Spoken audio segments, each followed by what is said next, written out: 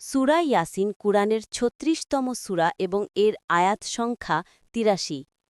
এই সূরাটির নামকরণ করা হয়েছে এর প্রথম আয়াতের অক্ষর দুটি দ্বারা। ইয়াসিন। এটি মক্কি সূরা, অর্থাৎ হিজরতের পূর্বে মক্কায় অবতীর্ণ হয়েছে।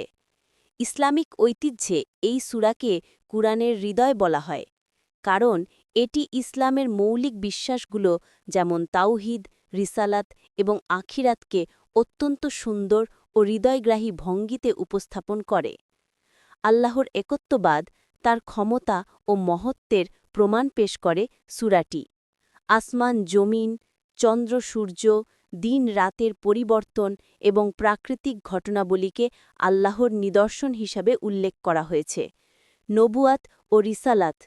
রাসূলুল্লাহ সাল্লাল্লাহু আলাইহি ওয়াসাল্লামের নবুয়াতের সত্যতা এবং তার দাওয়াতের গুরুত্ব তুলে ধরা হয়েছে। পূর্ববর্তী নবীদের ঘটনা উল্লেখ করে বোঝানো হয়েছে যে নবীদের অস্বীকার করার পরিণতি কী হয়। পরকাল ও কিয়ামত। কিয়ামত, পুনরুত্থান, হিসাব নিকাশ, জান্নাত ও জাহান্নামের বর্ণনা এই সূরার একটি গুরুত্বপূর্ণ অংশ। মৃতদেরকে কিভাবে আল্লাহ পুনরায় জীবিত করবেন তার দৃষ্টান্ত তুলে ধরা হয়েছে। গুনাহ মাফ। হাদিসে এসেছে, যে ব্যক্তি রাতে সূরা ইয়াসিন তেলাওয়াত করবে, সকালে সে ক্ষমাপ্রাপ্ত অবস্থায় ঘুম থেকে উঠবে। সহজ মৃত্যু। মৃত্যুশয্যায় থাকা ব্যক্তির কাছে সূরা ইয়াসিন তেলাওয়াত করলে তার মৃত্যু সহজ হয়। প্রয়োজন পূরণ।